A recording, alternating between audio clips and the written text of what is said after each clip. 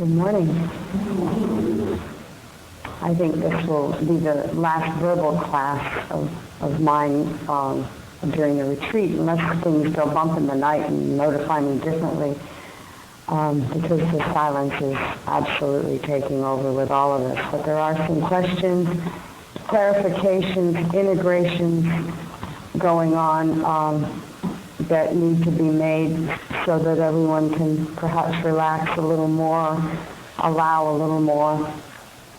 If you're here just for the silence, then just tune me out and let the rest of the room.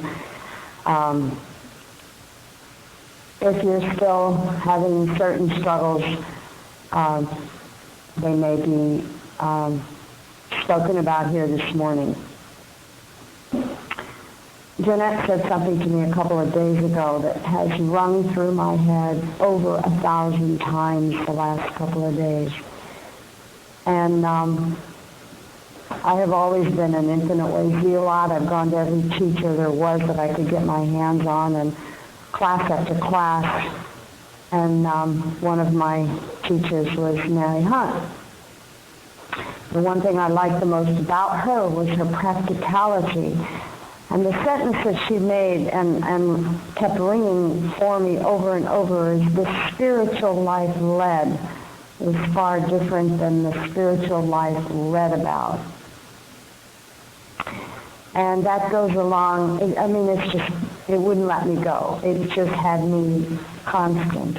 And my journey has been that too. How do you walk this talk? That's all fine and good. We sit here in the silence. We go home, and there they all are waiting. Waiting with their scripts for us to read and waiting with ours. And if they're not in our lives, then they're calling, asking for help and wanting recognition. Basically, there isn't a human being that doesn't want freedom. That's all they're asking when they call, when you hear them, when you listen. If you ever want anybody to listen and love you in non-judgment, Jeanette's the one to call. She has the ability to non-judge right. It's fantastic. And each one of us has such qualities that we give to each other. And if we're not learning from each other's mistakes, we learn from each other's lessons, and we learn the gifts, to feel the gifts that people give to us and say, oh, I like the way she dealt with me there. Everything's open for stealing in that respect. I steal a lot. I've stolen a lot from Virginia and Mary and Doris and Walter and Joel and all of my fellows who we've died daily together the last 30 years on this path. The reason I use that term is, please, one of the questions Herb mentions is, please discuss the infinite way wisdom I die hard. And what do I do during the process of dying hard? Hold on to your butt. Nowhere in the chair. Sit on your hands and watch the karmic bank burn itself out. Sit on and trust God. I was told that over and over. Didn't like it much because I wanted to get that all handled, put away anything humanhood that was disturbing me. And little by little it did happen. The very handout that I gave yesterday, and the tape, we're going to hear it this afternoon, this tape that I gave you the handout on. Okay. Therefore, you can't transform yourself from one to the other. You must die to one and be reborn of the other. And he's speaking of the bondwoman and the free woman. Interesting biblical language Joel uses there. But basically, humanhood is one of bondage. And what we all want is freedom from bondage of self, the little self, the ego self. You can't. Therefore, you can't transform yourself from one being unfreed to one who must die to one and be reborn to the other. So we come now to that great, great question of how. And then he tells us how simple it is. Relinquish all desire. That's it. Yeah. Relinquish all desire, the desire for anything whatsoever of which you have any knowledge, anything that heretofore you have desired in prayer. That includes spiritual enlightenment. Until you have relinquished this world and everything that is therein and everyone that is therein. Until we have arrived at that place in consciousness where we have dropped this world and all that is therein. And then he goes on to give us a little hope. Only those who have been touched know beyond all doubt that there is a kingdom of God. The only answer is to turn within in prayer. Then he explains what prayer. Thy grace is my sufficiency in all things. And you do not know what form God's grace can take. Turn within in the prayer of mysticism. This is a prayer without words and without thoughts, because you have no thing to pray for and no person to pray for. It's a prayer in which you are opening your consciousness to the grace of God and not knowing what form that grace will take. Well, we hear that over and over. Thy grace is my sufficiency in all things. Thy grace.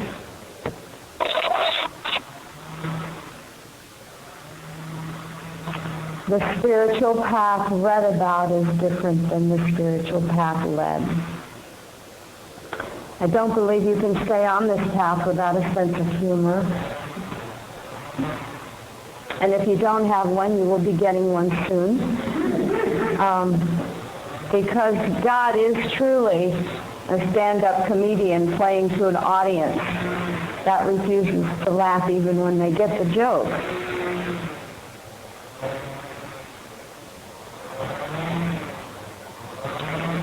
I really enjoy hearing the journeys of other people on this path. It seems to lighten the load for my own. Mine now is pretty well evened out. Very calm. Most days are grace, under grace. I end up with a lot to do, sometimes too much. But underneath is that fabulous foundation of the silence. Even when I'm talking, walking, there's silence that just hums underneath and just keeps the groundwork, keeps the stability. And I receive that from coming to these retreats and being with people of higher consciousness that help to establish that foundation. Mary Hunt was the one that laid it into where she's the one that taught me how to sit and be still and stay there. And Barbara Muhl taught me how to drop into it instantaneously by just being aware. Be aware now of the silence here and expanding that muscle and strengthening that muscle. And I was on film sets during those years, and I would come to a retreat, and then Monday morning, 3 a.m., I'd be over on Star Trek, putting on these hideous things and seeing blood squirting out and all that. And it trained me to stay in the silence no matter what the appearance of the third-dimensional illusionary world was showing me. And that's our job. And I was fine until a little script might have gotten triggered of, oh, see, you're not good enough. They're going to find out you're not good enough. You don't really know what you're doing. Whatever that script is. Always waiting for them to find out that what I really know as a human being, which is I'll never be good enough. And someone approached me in the hall yesterday and said, "It's helpless. I'm helpless." And I responded with the same response that I got from Barbara when I went up to her desk and said, "I'm just never going to be good enough. It's hopeless." And she looked over at me and she said, "That's right." And I looked over at her and I said, "That's right." Without a God and an understanding of your conscious union and finding the non-separation, you are absolutely helpless as a human being. And I'm absolutely hopeless. And I will never be good enough. Left to my own self, which is what the Master has taught us. I of my own self am nothing, and yet right behind it is I and my Father are one. Now how do you deal with those two paradoxes? And Joel came to teach us in the 63-64s of living between two worlds, and that's what we are doing when we live 1 foot in humanhood and 1 foot in spirit. Little by little, we start bringing the foot of the humanhood out, and we stop little by little dropping those desires which keeps me dying. If I wanted nothing, including being a better person or whatever that might be, my character defects gone, or those vices, or let's call them addictions. The whole world is addicted to something. If it's not television, it's drama, it's newscasts, it's anxiety, it's stress, it's work, it's cigarettes, it doesn't matter. It's anything trying to convince me that right there where I am is the presence of God. It is I being I. God is appearing as. And Joel many times makes it sound as though there is no God in the human world. Well, there is no God in the mental matter because that's what is being projected by the human being. But there certainly is the presence of God always, always, always, with the foundation that I can stand on of no matter what it looks like. There is no separation. This is God living its life as Joel, Kathy, John, Mary. And many times when we don't like the way ours is looking, we decide to try and live Joel's spiritual life, or let's live Barbara's spiritual life, or Lee's spiritual life. It's not going to work. My unfoldment will be far different from any of yours, and any of yours far different from Joel's experience. And what Joel had to give us was a foundation of how principle manifests out here in the third dimensional world. Always colored by two words, our conditioning and our perception. Misperception is more like it most of the time. And so back I go. Where do I go?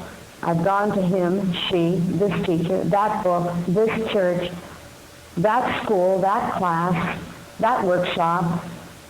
I've done script, kid, and fantasy. I've done this, I've done that. I've done the 12 steps. I've done the 10 steps. I've done the 7 steps of Deepak Chopra. I've done the 14th step to universal enlightenment. They all come to the same place, right home. What Dorothy taught us in The Wizard of Oz from the beginning the movie started. You put your shoes to be anywhere but where I am, misperceiving where I am, and you click your shoes and where you are, you right back home. The only place my soul wants anyway is home in thee, my higher self, the divinity of I am here now, home. Bring me home, Father, bring me home.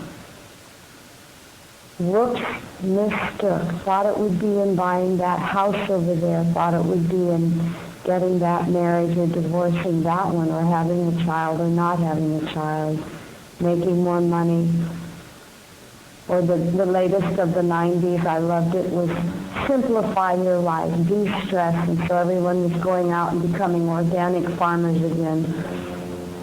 You know, getting out of the corporate. That's the rage of the new age.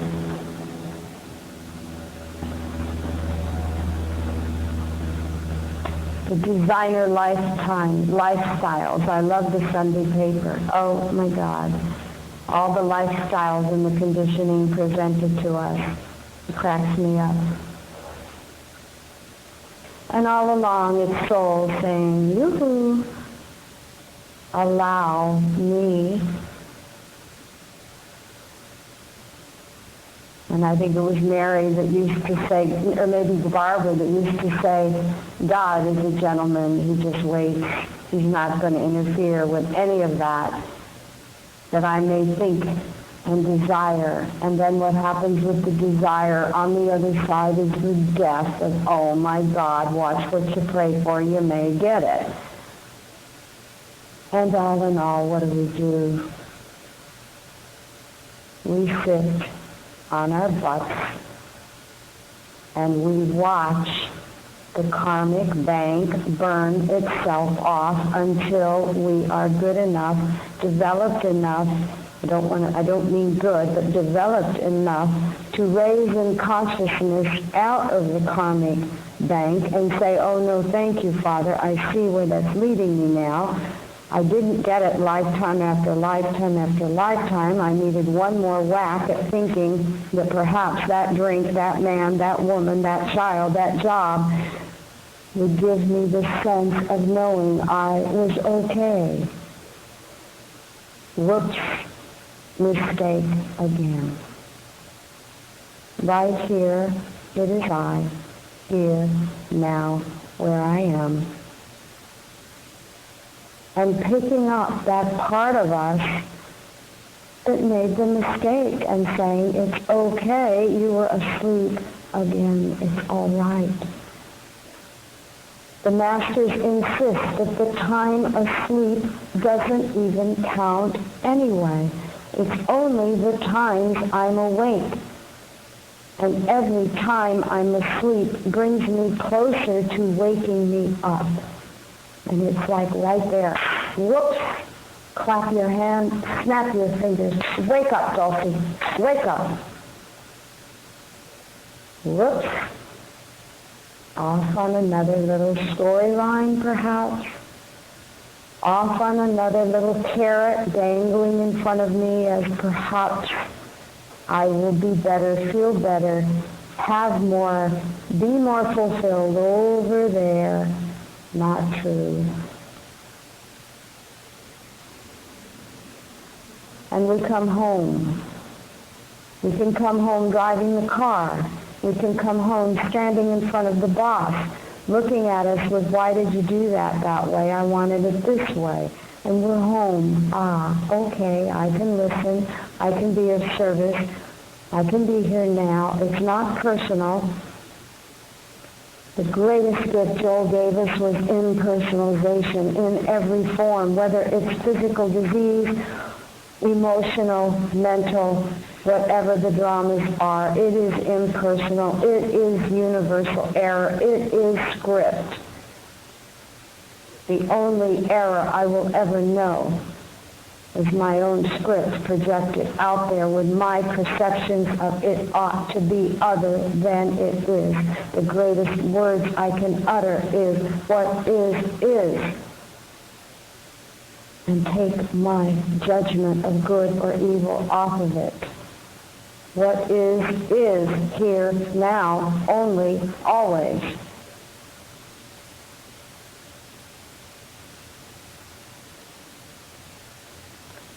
I read a little morning book that I happen to like very much.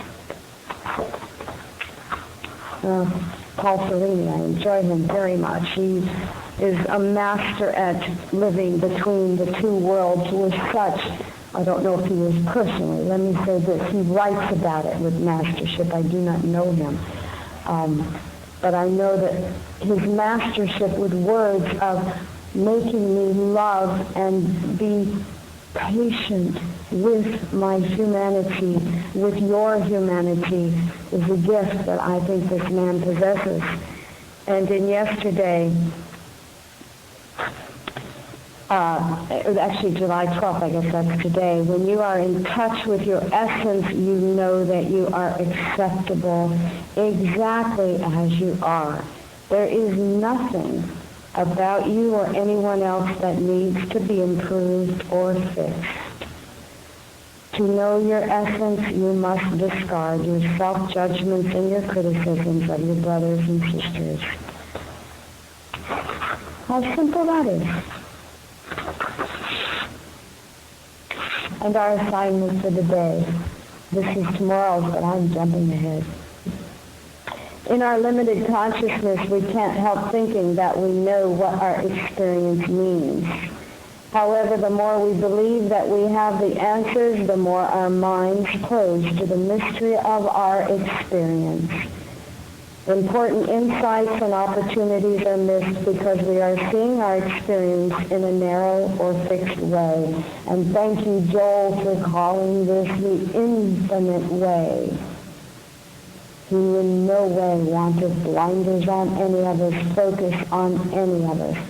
His only pointing at the infinite way was to point us to the fact that it is infinity unfolding as divinity in our experience. Thank you, Joel. Today, practice not knowing what anything means. Just be with your experience without analyzing it or interpreting it.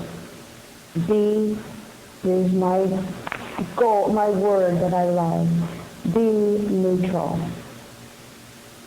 Not good, not evil. Not should, not shouldn't. Not black, not white. Not dark, not light. Neutral.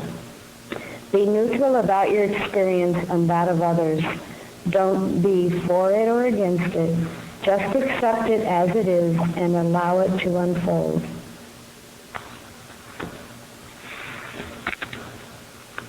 Jeanette manifests that a lot. I see that in her.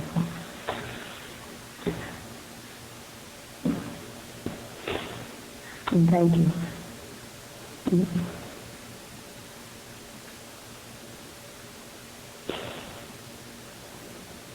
What is.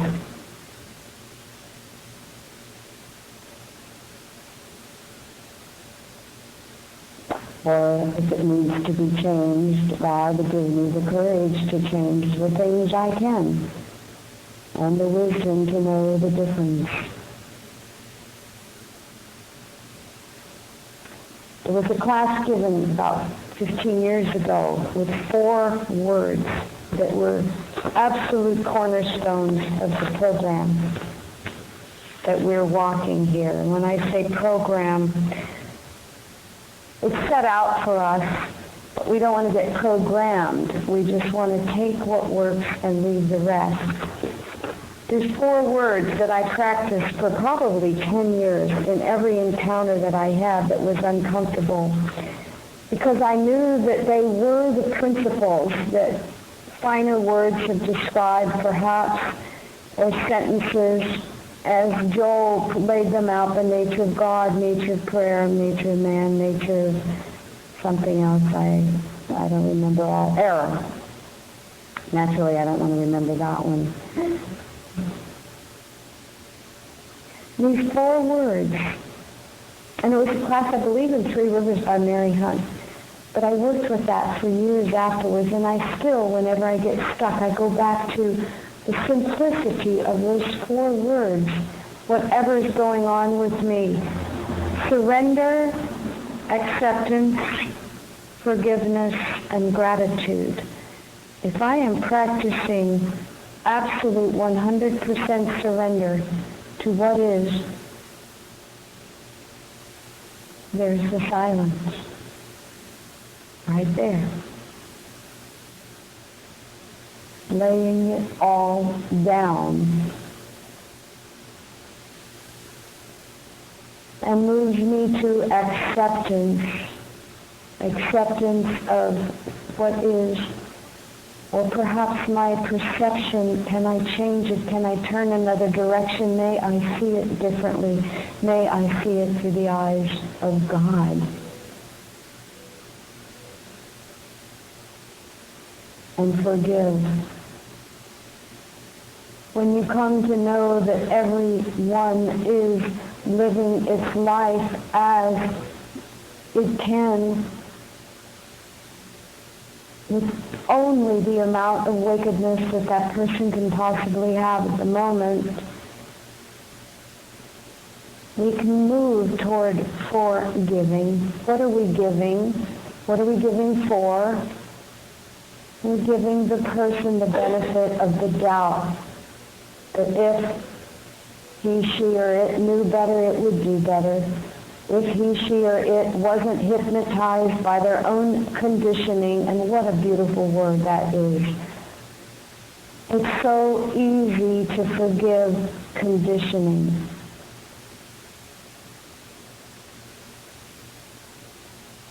When we understand that it has the person convinced of a lie or a belief, and if they knew different, they wouldn't want to be under that hypnosis, but they don't.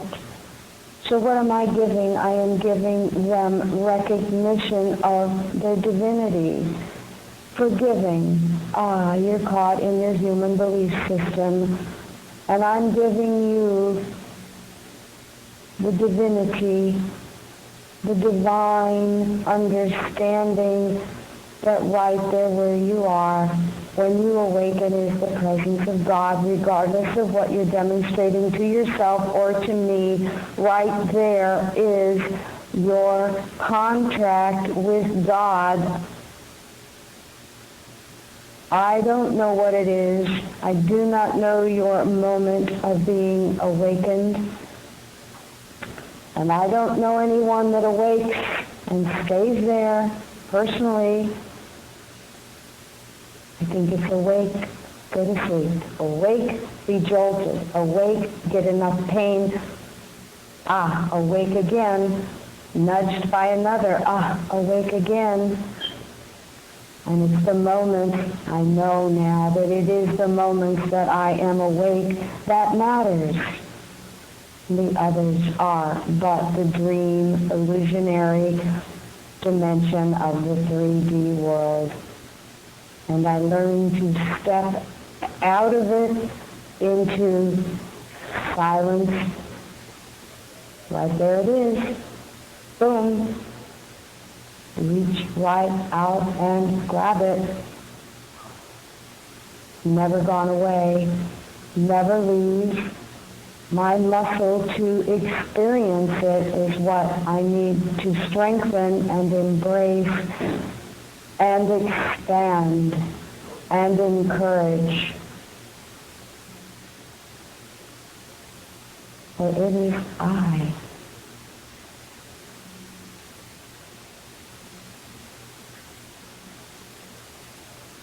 The desires drop away when I fulfill them, and they are unsatisfactory.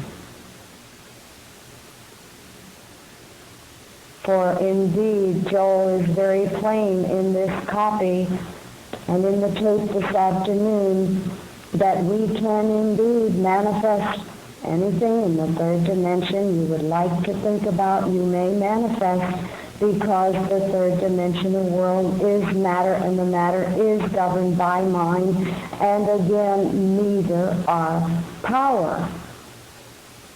But you can play and get caught and distracted in there as long as you want. That's fine. Mind is power over matter. But spirit is where the power is only, guess what? It's non-power. It just is, ising and ising and ising. And we come to a time on this path when we decide we want to live in the understanding of non-power. We need no power over anything that isn't there anyway.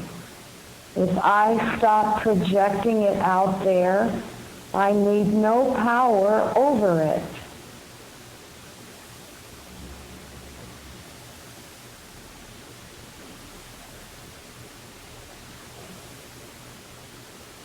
And this brings us back home to grace.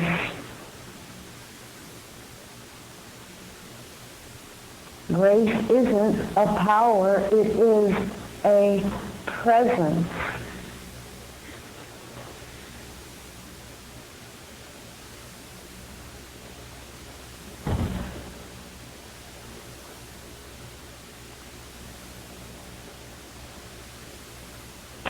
And now I want to go to gratitude, which is the fourth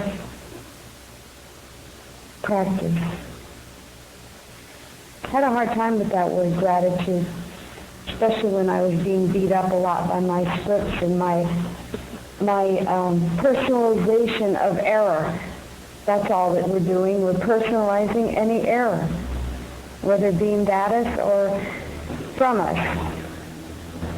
I should have, I shouldn't have. They would have if they could, woulda, shoulda, coulda, if only.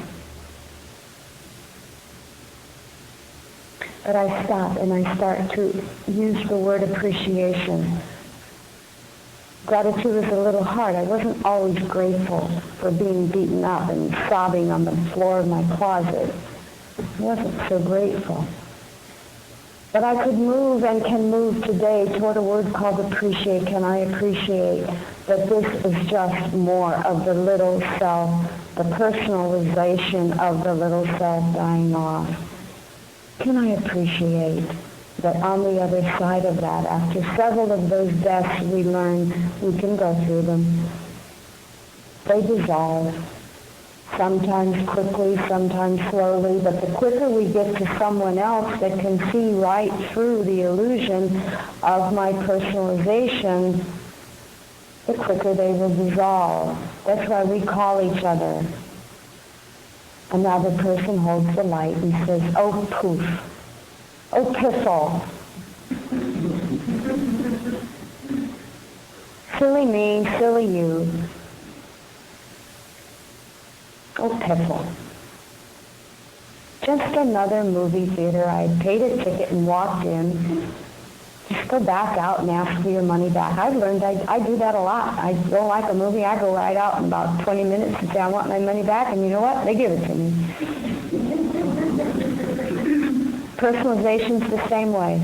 I paid too high of a price for that ticket, and I didn't like that movie at all. I want my money back. And God says, fine. Here, honey, there's more. Here, honey, there's more.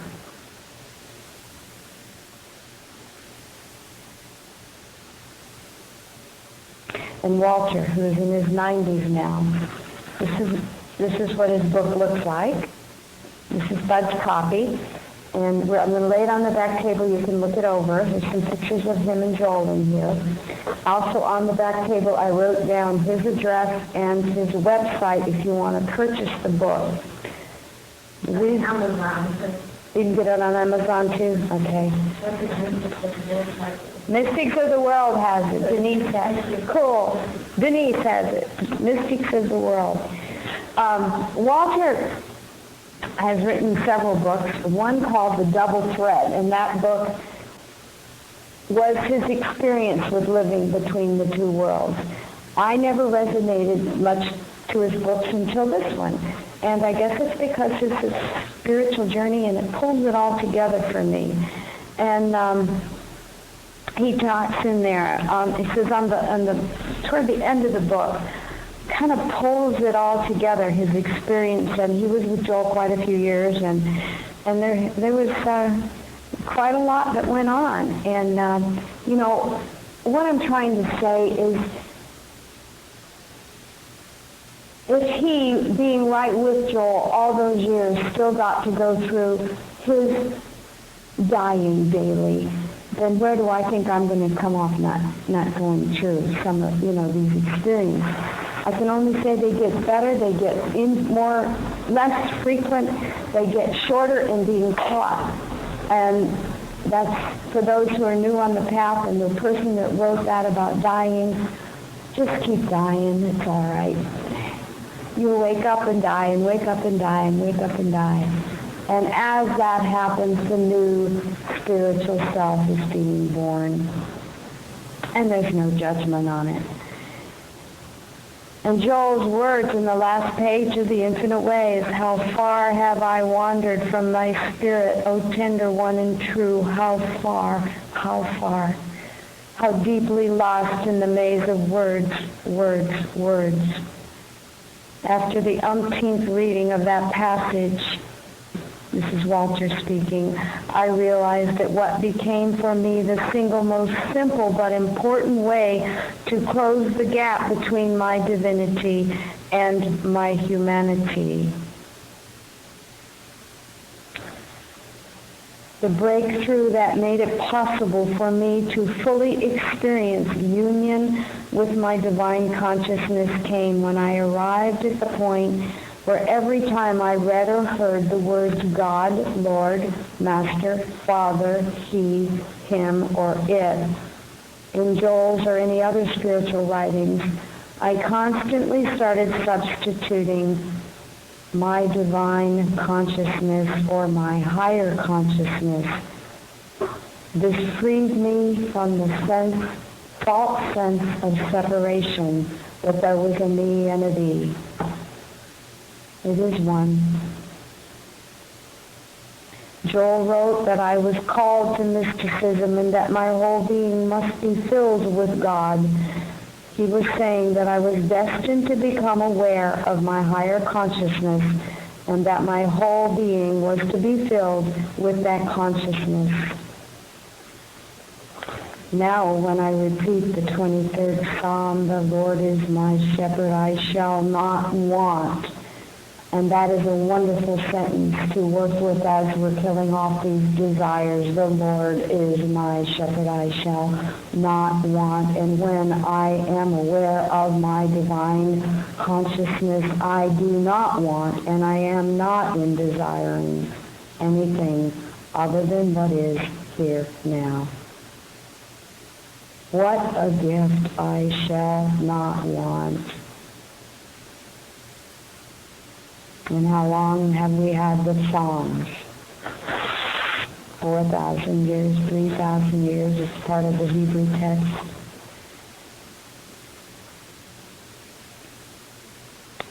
The human scene. Finally, I have come full circle back to the main reason that I've written the book, including the necessity of living between two worlds. And he goes on to sum it up and integrate living this spiritual path with the consciousness of the Joels and the Barbaras and the Virginias and the Marys and the Walters and those who have come before us, our fellows on the path. They all are personified God appearing as certain attributes. Some show us humility or the wishing that the pride would die a little more. Some show us how to be gracious and grateful. Beloved Doris is always showing us love, love, love. When I think of Doris, I think of the word love. And when I think of Mary Hunt, I think of the word silence. And when I think of the word Joel, I think of mysticism. And I can go on and on and on. When I think of Virginia, I think of her love for the book of John and how she took the Bible and was able to move it into a mystical understanding for those who were raised with the traditional understanding. The gifts that we've been given by our teachers and by our fellows on the path, and they do not end. And for that, appreciation and acceptance, accepting every one of their humanities as I must accept mine, and be grateful for the demonstration, the surrender that I've seen them make to do the teachings that they've done. And there we are, back to the four, surrendering and accepting, gratitude and forgiveness. And encircling it all is the humility, which starts with the same words as humanity. Humility, me being able to embrace and love my humanity. I think we're done. Let's see if there's any more.